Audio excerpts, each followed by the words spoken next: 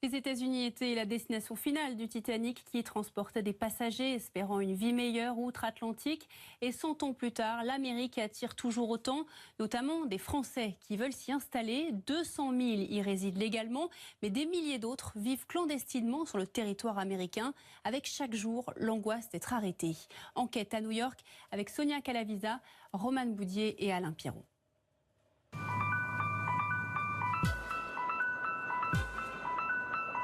Vous ne verrez pas son visage et vous ne connaîtrez pas son vrai prénom. Dans le cas contraire, ce Français que nous appellerons Maxime risque d'être expulsé du territoire américain. Car depuis 9 mois, il vit dans l'illégalité, enchaîne les jobs de serveur sans détenir un visa de travail. Gruyère? Vous voulez du gruyère? Fries? Des frites? Oui, évidemment. Avec plaisir. Welcome. Pour vivre son rêve américain, le Français n'a pas hésité à se faire fabriquer de faux papiers. Je suis revenu ici, j'avais pas d'argent du tout. Et il fallait vraiment que je travaille tout de suite. Alors 4 jours après être arrivé aux États-Unis, j'ai trouvé un travail. Dans la foulée, je vais chercher mes faux papiers le même jour. Et voilà, 4 jours après, j'étais au travail. You want with an egg? Vous voulez avec un œuf dessus? Un croque-madame? Son patron est au courant, mais il ferme les yeux, car à New York, la pratique est fréquente dans la restauration. Dans mon ancien boulot, quand je bossais à Manhattan, j'amène mes photocopies de faux papiers, parce qu'on m'avait dit de faire ça. J'arrive, il me fait, mais non, il faut que je vois les vrais. Et là, du coup, stupeur. Et je fais, ils sont faux. Et là, il se met à se taper une énorme barre, à rigoler, vraiment, à dire, mais non, mais ok, je vais les regarder vite fait. Finalement, on les a jamais regardés.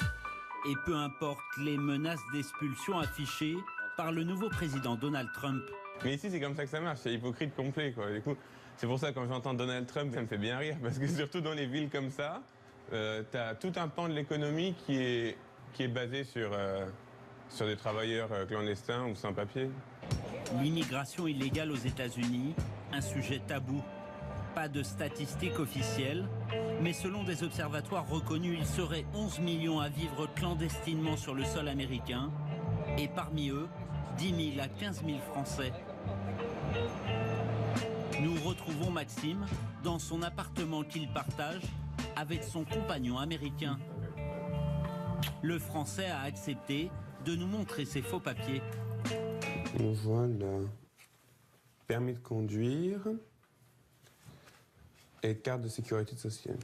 Ce faux numéro de sécurité sociale permet à Maxime de travailler aux États-Unis.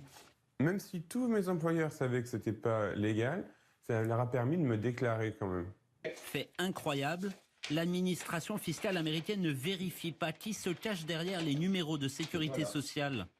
Et ici, je veux voir mon nom, nana, et avec un Social Security Number. Aux États-Unis, l'impôt est prélevé à la source. Le comble, c'est que même illégal, notre Français est un contribuable en règle. Et donc les chèques sont taxés à 22%. En fait, je paye mes impôts comme tout le monde.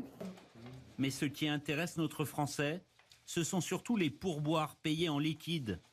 Depuis son arrivée, ce choix de vie hors la loi lui rapporte jusqu'à 1 200 € par semaine. Ça, c'est le cash. On fait beaucoup de cash au travail. Le cash n'est pas taxé. Ça, c'est important.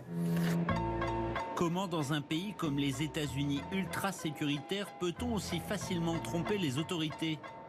Nous avons voulu faire le test. Direction le quartier du Queens avec notre Français Maxime pour découvrir ce supermarché des faux papiers. En caméra discrète, après quelques secondes, un vendeur nous interpelle déjà. Nous le suivons dans le hall d'un immeuble. Ça, c'est une carte verte. Combien ça coûte? 140 $. Une somme dérisoire pour une carte verte, une carte de résident permanent, le tout en 90 minutes, d'une simplicité déconcertante. D'autant plus que l'homme nous laisse ses coordonnées sans aucune méfiance. Et surtout, n'oubliez pas de m'appeler. Quelques mètres plus loin, nous abordons un autre vendeur. La négociation se déroule dans la rue, à la vue des passants. Pour une carte de sécurité sociale, c'est 80 $.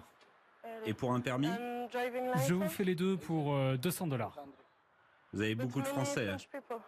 Ah ça, oui. L'ambiance est détendue, pourtant les risques sont réels. Un Français qui travaille avec de faux papiers aux États-Unis encourt une peine de 5 à 10 ans de prison. Même conscient des risques, cet autre Français illégal que nous appellerons Yann ne regrette rien. Venu il y a 2 ans pour des vacances, ce serveur de 27 ans n'est jamais reparti et croit fermement dans son rêve américain. Tout ça, c'est un rêve de gamin, quoi. Donc, ouais, on peut avoir une vie meilleure aux États-Unis, meilleur salaire, puis aussi une vie un peu plus grandiose, quoi, des plus grandes voitures. Tout est un peu plus grand ici, quoi. Mais pour l'instant, ses rêves de grandeur sont plutôt restreints. Yann n'existe pas vraiment dans ce pays. Son appartement, sa voiture, tout est au nom de sa copine américaine. Yann se fait discret. Il a déjà échappé à 3 contrôles de police. On n'a pas vraiment besoin de faire attention plus qu'un autre, mais c'est vrai que ça reste toujours dans la tête, quoi. On sait qu'on n'est pas 100%, on n'est pas à 100% tranquille.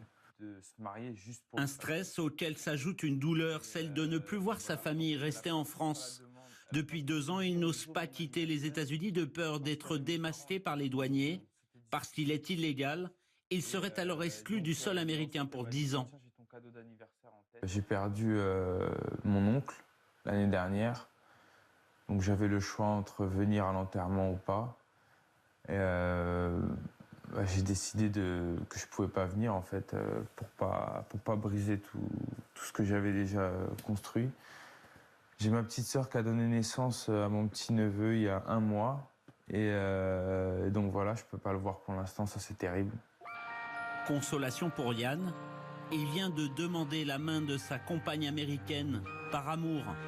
Cette union va lui permettre d'obtenir automatiquement une carte de résident, de quoi sortir enfin de l'illégalité.